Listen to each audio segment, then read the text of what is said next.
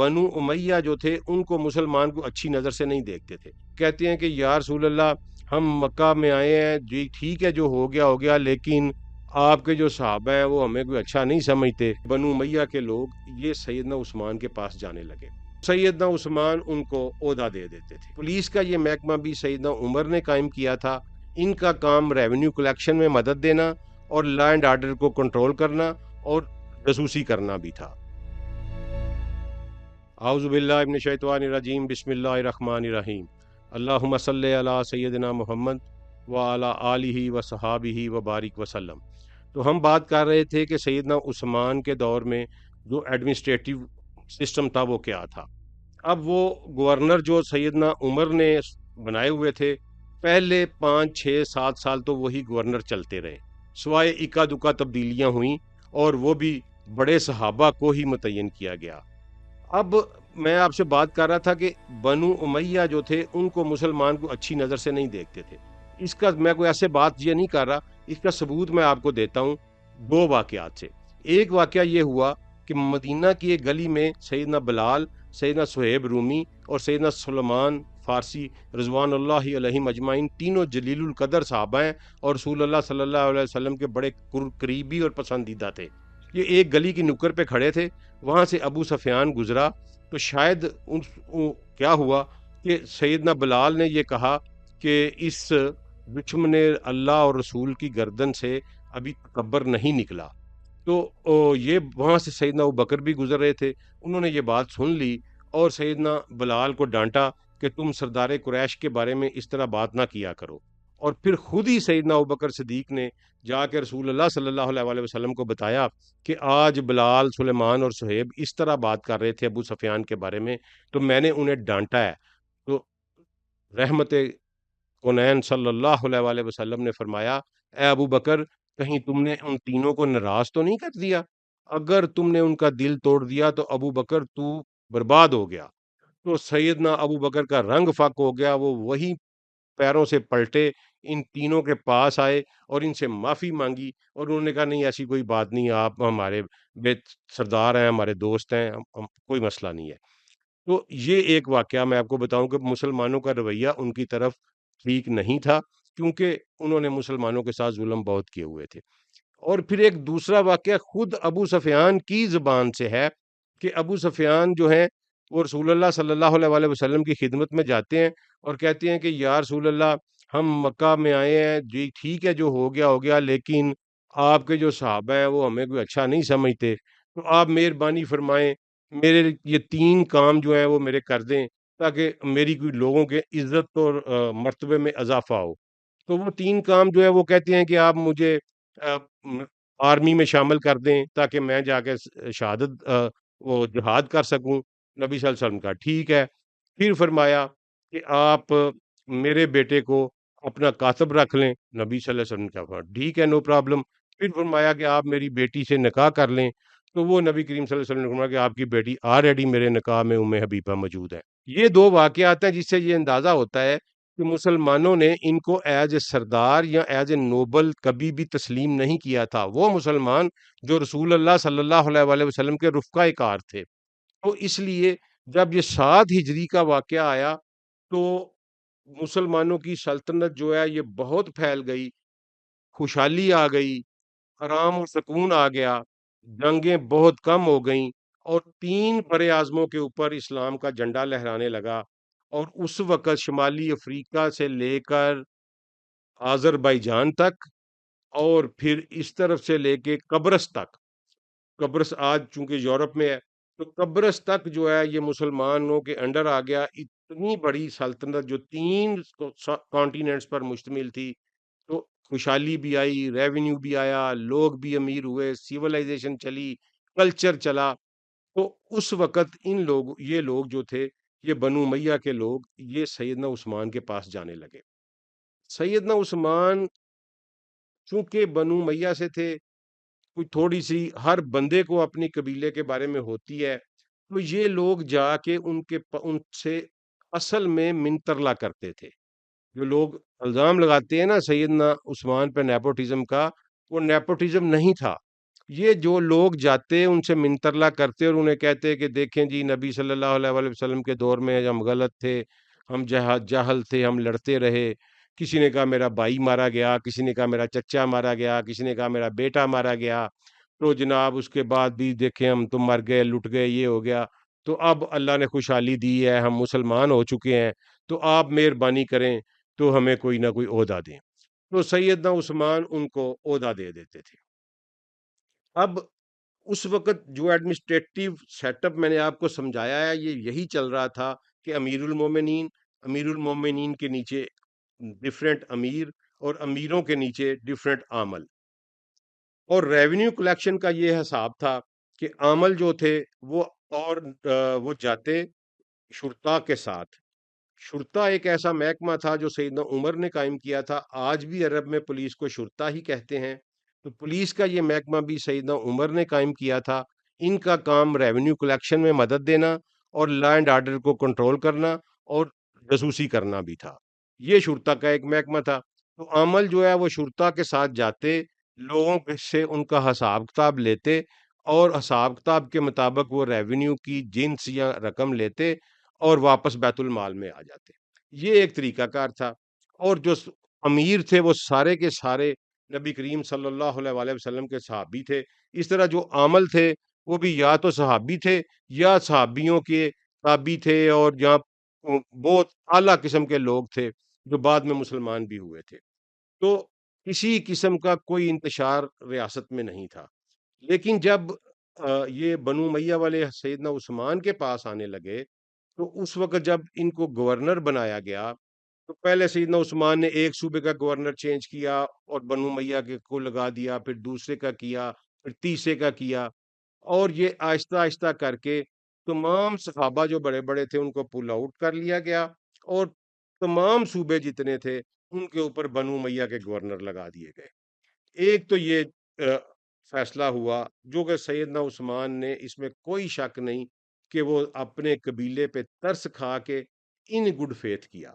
لیکن یہ وہ لوگ تھے جن کے باپ دادا چچا ماما بھائی بیٹے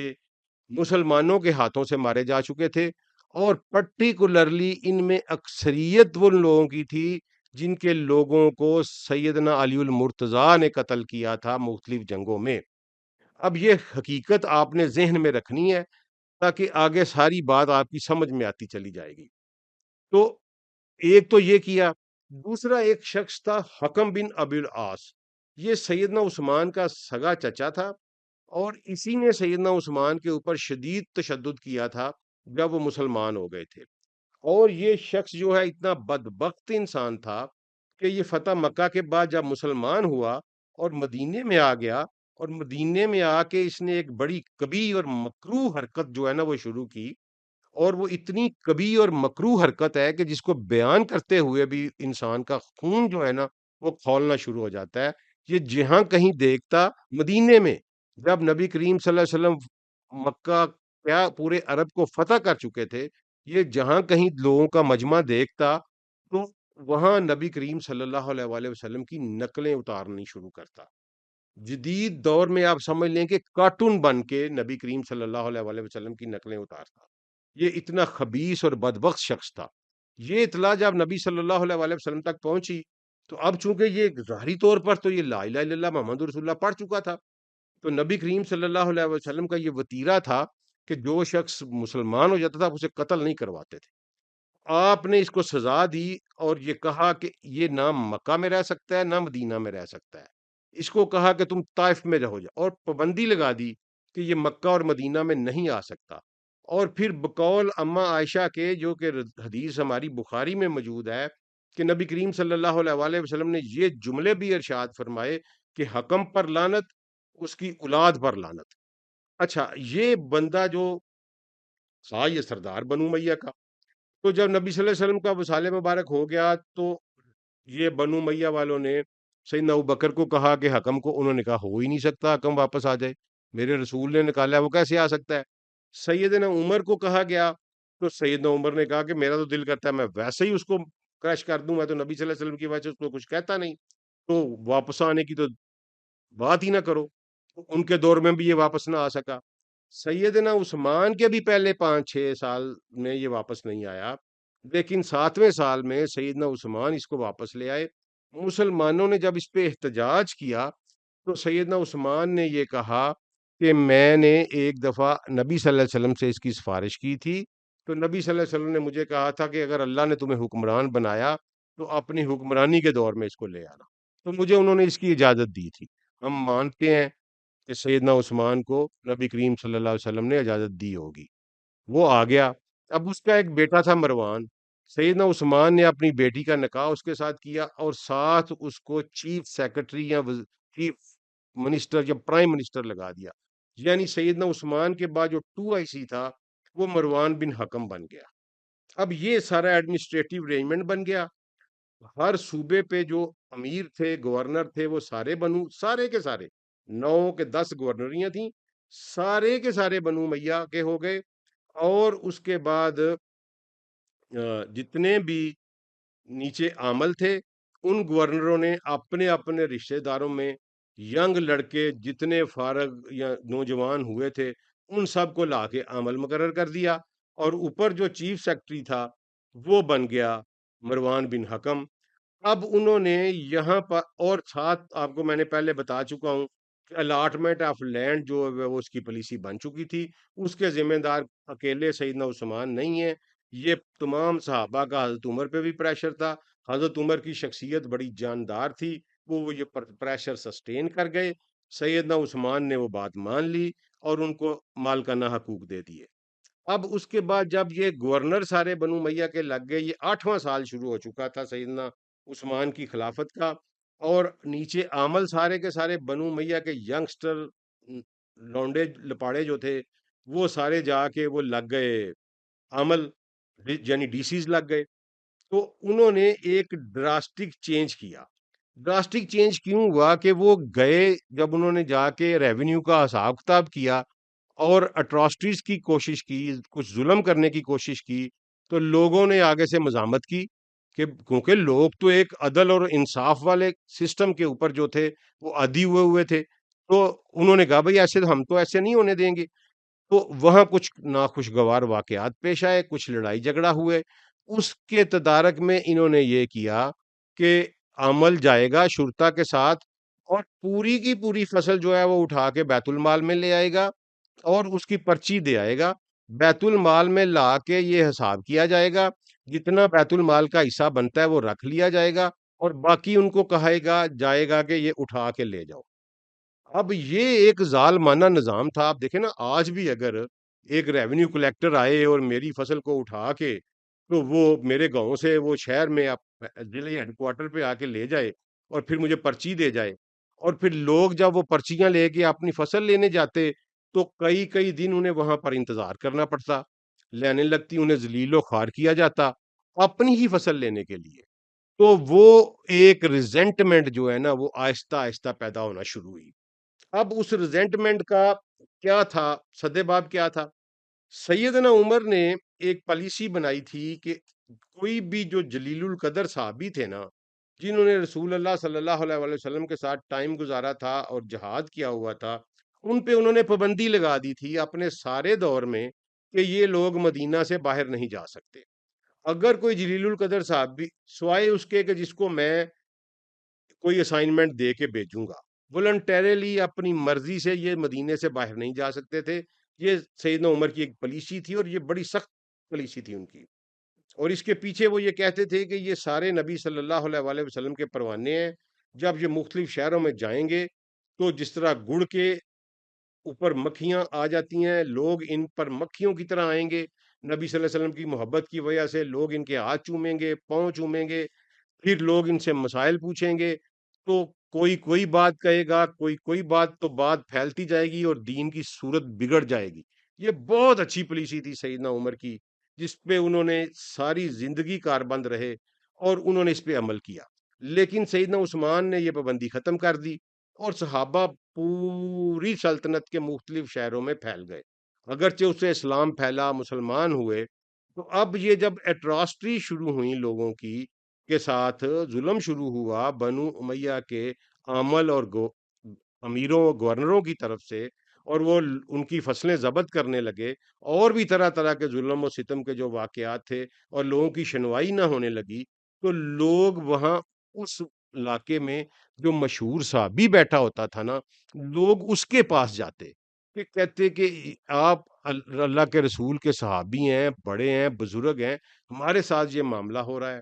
وہ ان تک کمپلینٹ لیتے، وہ ان سے وعدہ کرتے کہ میں آپ کی کمپلینٹ جو ہے یہ پہنچاتا ہوں۔ وہ کمپلینٹ لے کے مدینہ المنورہ میں آتے، اور وہاں جا کے اول تو سیدنا عثمان چونکہ ضعیف ہو چکے تھے، ان سے ملاقات نہ ہوتی، لیکن کوئی جلیل القدر صحابہ جو بے تکلف تھے ان کے ساتھ ان کی ملاقات ہو بھی جاتی، تو ان کی شکایت سن لی جاتی، اور سیدنا عثمان احکامات جاری کر دیتے، اور مروان کو کہتے کہ یہ کر دو، لیکن مروان نیچے ان کو امپلیمنٹ ہی نہ کرتا۔ وہ صحابی آتے اپنے علاقے میں، واپس آتے، خوشخبری سناتے کہ جی امیر المومنین نے میری ساری بات مان لی ہے، ان لوگوں کو معطل کر دیا ہے، لیکن پیچھے سے امپلیمنٹیشن کا آرڈر ہی نہ آتا۔ اب وہاں چونکہ کمیونیکیشن سسٹم بھی اتنا سٹرونگ نہیں تھا، اور کمیونیکیشن بھی جو تھی وہ بہت لمبے راستے تھے، مہینے لگ جاتے تھے سفروں میں، کون ایک دفعہ جائے پھر آئے پھر بتائے، تو یہ ایک طرح سے ایک بد اعتمادی کی فضا جو ہے یہ پھیل گئی۔ تو اس کے نتائج کیا ہوئے، اس کو ہم انشاءاللہ اگلی قسط میں جو دیکھتے ہیں کہ اس کے پھر نتائج مرتب کیا ہوئے، اور کس طرح اس نتیجے پہ پہنچے کہ خلیفۃ المسلمین کو دارالخلافہ میں شہید کر دیا گیا۔